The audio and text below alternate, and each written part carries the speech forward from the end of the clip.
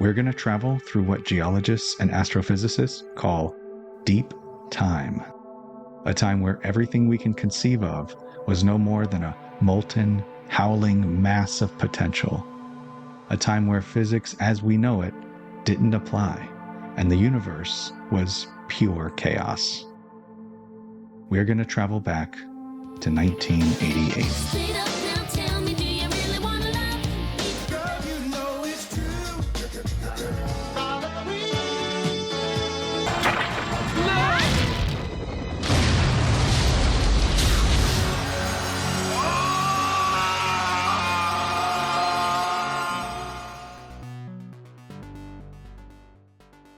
I'm 10 years old and I'm LARPing as a computer hacker using my grandfather's highly advanced Tandy 1000 computer.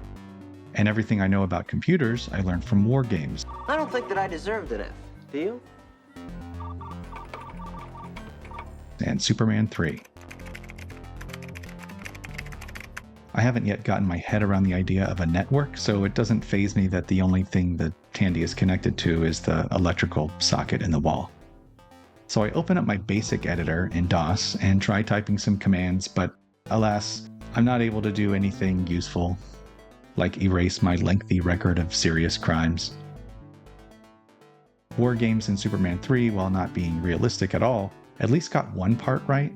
OG legit hacking is done through the command line. Not whatever this is. Even with today's slick graphical interfaces, power users still like to bypass all the layers of abstraction and interface directly with the operating system using a terminal. This allows for more efficient batch processing and automation and a bunch of other nerdy shit, as well as packet sniffing and other nerdy hacker shit.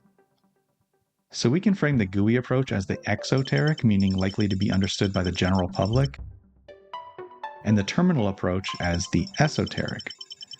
These words come from the Greek exo, meaning outside, and eso, meaning inside.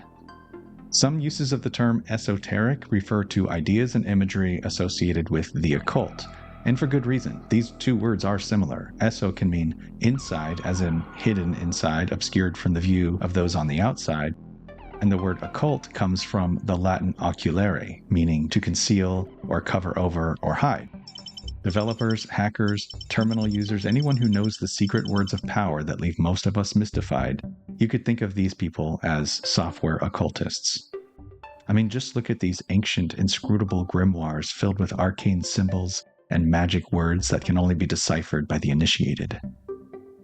At this point, I should let you know that I'm going to be using some of the esoteric principles to inform the sort of interface design manifesto I'll lay out in the final video in this series, so it will all come together. But we need to go here first. We need to understand where these esoteric ideas come from. And to do that, we have to go further back than 1988. We have to go to the 3rd century BC. Alexander the Great's conquest leads to a blending of Egyptian and Greek cultures, and out of this fusion comes hermeticism. It's named after a mythical figure named Hermes Trismegistus, who represents an amalgam of the wisdom of Thoth, the Egyptian god of knowledge, and Hermes, his Greek counterpart. By the way, Thoth, Thoth, Thoth, Toth, you'll get yelled at any way you pronounce it, so just pick the one you like best. Haters gonna hate. And as far as Hermes goes, the previous video mentioned the serpent in the Garden of Eden representing wisdom and secret knowledge, and that's a theme you'll see all throughout history and multiple cultures. The staff of Hermes is the caduceus, with 2 intertwining snakes wrapped around a winged pole. Not to be confused with the rod of Asclepius, the god of healing. That features a single snake wrapped around a pole. These two get conflated all the time. But anyway, back to Hermes Trismegistus. He's the character attributed as the author of the Emerald Tablet, which isn't an actual tablet. It's not like the Rosetta Stone. It's a text that pops up in a bunch of early writings on alchemy. I won't read the whole thing here, but here are the opening lines. "'Tis true without lying, certain and most true.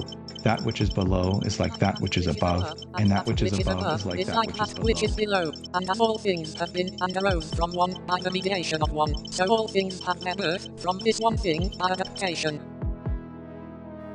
That's from Isaac Newton's English translation. Yes, that, Isaac Newton. We'll come back to him in a later video. But the earliest version of the Emerald Tablet was found in an 8th century alchemical text written in Arabic. The Arabic words alchemia meant the transmutation, and alchemia evolved into the English word alchemy, which evolved into the word chemistry. That's not alchemy's only vestige in the West. How about this one?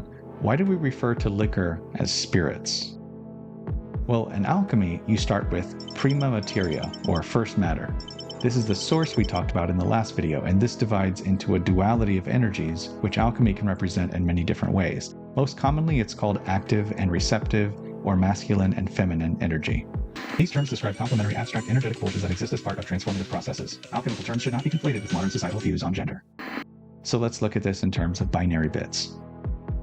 Alchemy splits active energy into hot and dry, and passive energy into cold and wet. So this gives you 4 possible combinations. Active, hot, and dry, or fire, 111. Active, hot, and wet, or air, 110. Passive, cold, and wet, or water, 000. Passive, cold, and dry, or earth, 001.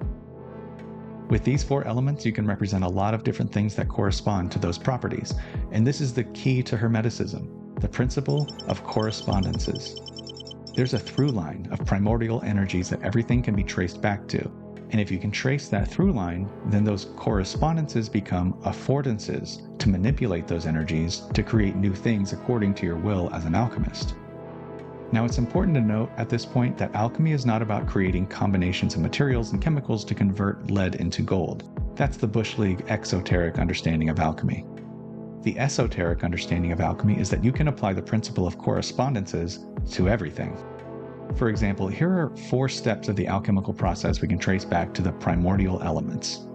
Calcination, burning away impurities, that's fire. Sublimation, converting into a gas which can ascend, there's your air. Dissolution, breaking down all rigid structures, water. Coagulation, grounding, and re-solidifying, that's earth.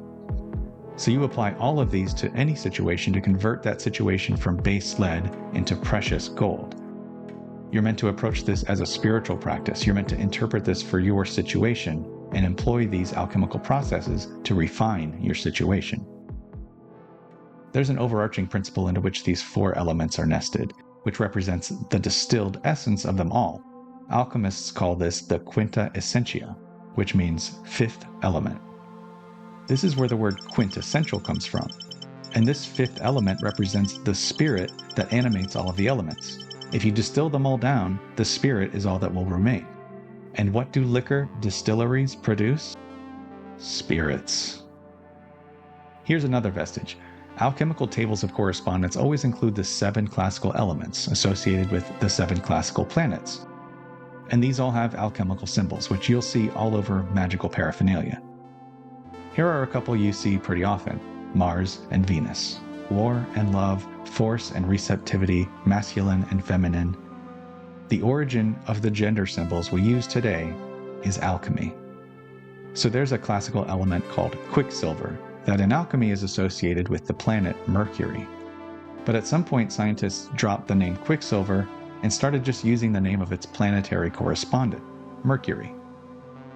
Mercury, the element, and the planet correspond to the Roman god, also named Mercury, and the Greek equivalent of that god is named Hermes. Here's the alchemical symbol for Mercury. Looks like a little devil guy, right? Well, those horns are not horns. They're the heads of 2 snakes. It's actually a caduceus. It's the staff of Hermes. Here's another one. What's the central day of the week? That's neither the beginning of the week nor the end of the week, but sort of both. It's hump day. Wednesday in Spanish is miércoles. It's the day of Mercury. Hermes, by the way, had a son named Hermaphroditus who was neither male nor female, but sort of both. Just like the metal mercury is neither a solid nor liquid, but sort of both. This is why Hermes is so important to Hermeticism, because he's associated with this union of opposites. This principle of correspondence is the basis of all Western magic and occultism. If you've ever heard the term sympathetic magic, this is how it works. Things which have manifested from similar core principles remain connected through a sympathetic resonance, according to the principles of Hermeticism. Like instantaneously attracts like, what's above instantaneously affects what's below. The Swedish psychologist Carl Jung, you might know him from his ideas about psychological complexes. He coined that term, or synchronicity, also his. The collective unconscious, that's a Jungian term. He also wrote extensively about alchemy. He has a book called Psychology and Alchemy, and the aim of his psychological work is a lifelong process called individuation. Individuation is bringing together all the disparate parts of yourself and putting them back together into an integrated whole, using analogs to the various processes we talked about earlier. The entire framework of Jungian psychology is based on alchemy. So you have an exoteric physical science of transmuting lead into gold, which actually conceals an occult esoteric practice, which is transforming the lead of your base carnal instincts and fear into the gold of spiritual enlightenment and love. And that's alchemy. In the next video, we'll talk about the most famous alchemist you likely didn't know was an alchemist, Sir Isaac Newton. I think we'll wrap this series up within the next couple of videos. 7 seems like an auspicious number to end on, but we'll see how it goes. In the end, I will come full circle to talking about interface design. If you enjoyed this video, please do the thing the algorithm likes. If it got you thinking, or if you just want to yell at me for how I pronounce talk, sound off in the comments. Thanks for watching. See you in the next one.